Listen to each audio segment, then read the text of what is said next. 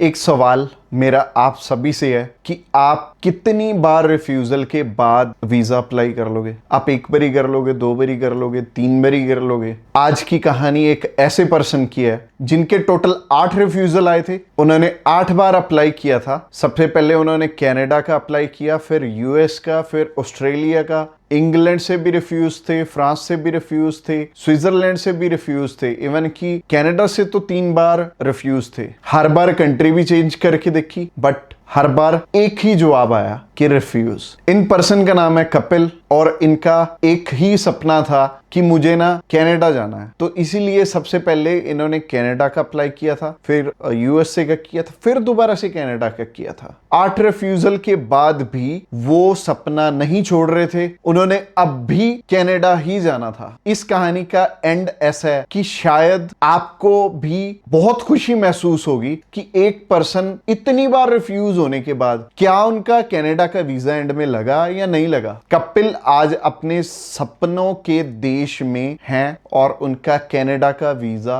Successfully लग गया। लेकिन रास्ता सीधा नहीं था। इसमें बहुत सारी छोटी बड़ी प्रॉब्लम्स आई, सारी हमने मिलके संभाली। कुछ चीजें उन्हें समझाने वाली थी, कुछ चीजें एप्लीकेशन में ठीक करने वाली थी। हमने हर एक चीज पे खास ध्यान देके कपिल का हर बार वीजा अप्लाई किया। पर कई गलतियां कपिल की केस में ऐसी थी कि एक दो बार उन्होंने आफ्टर वीजा वाले किसी कंसल्टेंट के पास वीजा अप्लाई किया था। उन्होंने उनके नकली फंड्स, नकली बैंक बैलेंस, सब कुछ नकली लगाया था। तो उनकी वजह से मैं आगे बताऊंगा कि उनकी प्रोफाइल में क्या प्रॉब्लम आई थी। और एक ना सवाल आपसे है कि आपके साथ कभी ऐसा हुआ है कि आप एक चीज को बिल्कुल शिद्दत से चाहो लेकिन हर दरवाजा बंद हो जाए। कपिल के साथ बिल्कुल ऐसा ही हो रहा था। कपिल के दिन वाले सपने में भी कनाडा था और रात को सोते हुए भी वो कनाडा के ही सपने लेता था। मैं आपसे पूछना चाह रहा हूं, अब वीजा अप्लाई किया था, रिफ्यूज हो गया, फिर यूएस का किया था, फिर दोबारा से रिफ्यूज, फिर कनाडा दोबारा किया, ऑस्ट्रेलिया, इंग्लैंड, फ्रांस, स्विट्जरलैंड, एक एक करके सारे रिजल्ट रिफ्यूजल आए। 8 रिफ्यूजल। मैं आपसे पूछना चाहता हूं,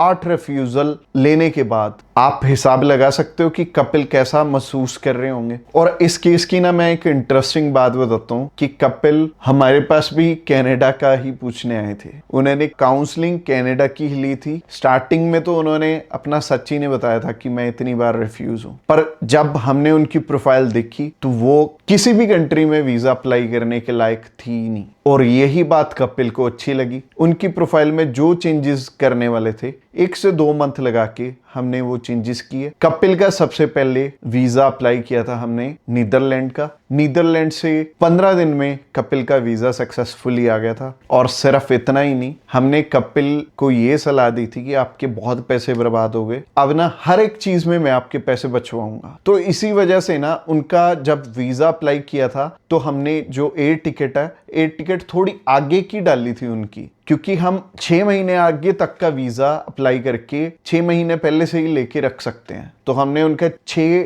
महीने तो नहीं, 4 महीने आगे का ट्रैवल पीरियड दिखाया था। तो जब हमने कपिल का अप्लाई किया था तो उनके 4 महीने बाद का अप्लाई किया था, तो 4 महीने आगे का ही वीजा उन्हें अप्रूव होके मिला। और वो वीजा आने के बाद कपिल को बेनिफिट क्या हुआ, एक तो अपनी मर्जी की एयर टिकट वो बुक कर सकते थे। मान लो अब आज वीजा अप्रूव हुआ है, कल से हमारा वीजा स्टार्ट है, तो हमें जो फेयर आ रहा होगा, अगर 80,000 आ रहा होगा तो 80,000 पे करना ही पड़ेगा। पर कपिल की टिकट भी बहुत सस्ती हो गई थी नीदरलैंड की, और लगभग 50,000 रुपए के करीब उनको जाने आने की टिकट मिल गई थी। तो कपिल ने ना मुझे पूछा कि पाजी हुण मैं की करा। फिर मैंने उन्हें जवाब दिया कि या तो वेट कर लो या फिर एक काम कर सकते हैं, आपका इंग्लैंड का भी अप्लाई करके चल सकते हैं क्योंकि डॉक्यूमेंट सारे रेडी हैं। तो इंग्लैंड का भी वीजा अप्लाई किया। इंग्लैंड का वीजा भी 20 से 21 दिन बाद आ गया और कपिल वहां पे ट्रैवल भी कर लिए। ट्रैवल करने के काफी दिन बाद मेरे दिमाग में बात आई कि कपिल ने आगे भी वीजे अप्लाई करने थे। तो मैंने कपिल को कॉल किया। कपिल का मेरे को आंसर मिला कि पाजी मैं ना शाम नू तुहाडे नाल गल करदा। फिर शाम को कपिल का फोन आता है और कपिल बताते हैं कि मैं 4 महीने से इंग्लैंड में काम कर रहा हूँ। असल में उनकी कनाडा में सेटलमेंट की ही प्लानिंग थी। तो उनका कहना था कि एक बार यहाँ पे काम करके तो देख लें कि काम हो जाएगा हमसे।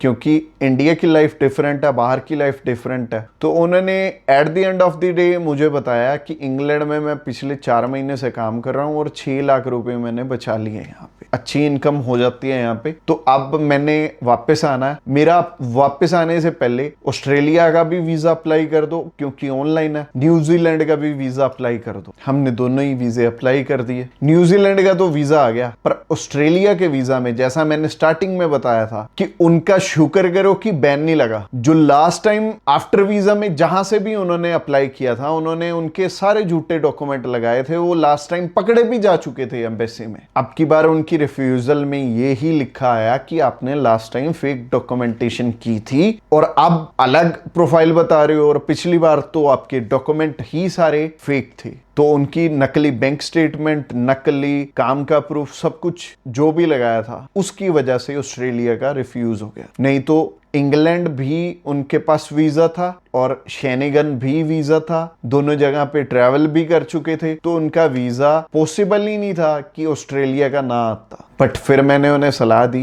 कि न्यूजीलैंड अकेले में जाने का तो फायदा नहीं है, 1-1.5 लाख रुपए की एयर टिकट है। तो मैंने उन्हें वेट करने को ही बोला और 1 से 2 मंथ बाद फिर हमने उनका कनाडा का वीजा अप्लाई किया और बात वही हुई जिसका कपिल को इंतजार था। अब 3 रिफ्यूजल थे कनाडा से, पर ट्रैवल करने के बाद उनका कनाडा से भी वीजा सक्सेसफुली आ गया। और बहुत सारे लोग ना ये बात समझते नहीं है, वो कनाडा तो करते रहते हैं बट बेसिक नहीं समझते कि कनाडा के वीजा में ना एक सेक्शन है जहां पे हमें अपनी पुरानी ट्रैवल हिस्ट्री अपलोड करनी पड़ती है। अगर वो खाली रहती है ना और हम इंडिया से बिलोंग करते हैं तो हमारे वीजा आने के चांसेस कम होते हैं। अच्छा रहेगा अगर कोई भी कनाडा में वीजा अप्लाई करना चाहता है, अगर वो पहले एक बारी शेनेगन का वीजा ले ले और इंग्लैंड का वीजा ले ले, 1 लाख रुपए में आपका आना जाना हो जाता है शेनेगन प्लस इंग्लैंड में। और उसके बाद आप कनाडा का वीजा अप्लाई करो तो आपका आसानी से कनाडा का वीजा लग सकता है। ऐसा हमने सिर्फ कपिल के साथ नहीं, हमारे पास 10 से 15 ऐसे एग्जाम्पल हैं। एक पर्सन के तो हमने 30 के करीब वीजा अप्लाई किए थे अलग अलग कंट्रीज में अलग अलग टाइम पे। और एक क्लाइंट ऐसा भी है जिसे कि पूरा वर्ल्ड हमने घुमाया था, और जब हमने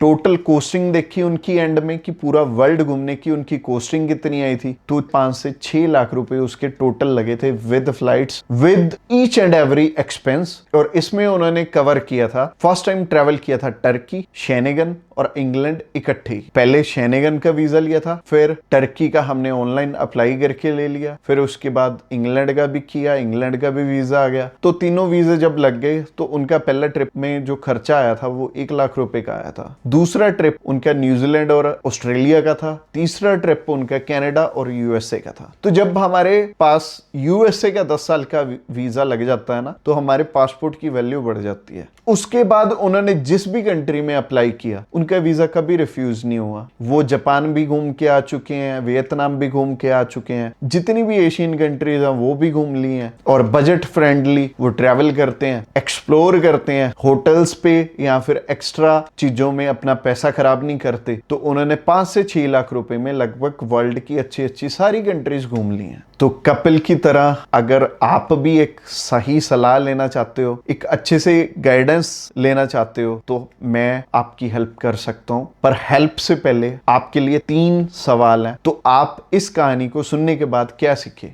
अब मैं आपसे 3 क्वेश्चन करूंगा। क्वेश्चन नंबर 1, क्या आप कुछ रिफ्यूजल के बाद अपना सपना तोड़ देते हो और सोचते हो कि मेरा वीजा तो आ ही नहीं सकता? एक बात ना याद रखना, कपिल 8 बार रिफ्यूज था और आज कनाडा में है, और रिफ्यूजल कहानी का कभी भी एंड नहीं होता। क्वेश्चन नंबर 2, क्या किसी ने आपको फेक डॉक्यूमेंट का रास्ता दिखाया? पर एक चीज याद रखना कि कई बार झूठ पकड़ा भी जाता है। ऑस्ट्रेलिया ने कपिल को इसी वजह से रिफ्यूज किया था। वो तो कपिल की अच्छी किस्मत थी कि सिर्फ रिफ्यूजल ही आई। बहुत सारे लोगों की सेकंड टाइम में बैन लग के भी आया होता है, क्योंकि पहली बार डॉक्यूमेंट कुछ और थे, दूसरी बार मिसमैच हो गए। और क्वेश्चन नंबर 3, क्या आप जिद कर रहे हो सिर्फ सिर्फ एक ही कंट्री पे टिके हुए हो। कभी कभी हम सीधे तरीके से ना पहुंचे तो कभी कभी हमें घूम के भी जाना पड़ता है। कपिल का सपना भी कनाडा था, लेकिन नीदरलैंड इंग्लैंड के रास्ते वो कनाडा पहुंच गए। और मुझे अब एक चीज का जवाब देना कि 6999 में वीजा नहीं लग सकता। कपिल का वीजा शेनेगन में 6999 में सक्सेसफुली हमने लिया, और शेनेगन के कोई भी 29 कंट्री में से एक कंट्री का अगर आप वीजा अप्लाई करोगे मिलेगा तो वो शेनेगन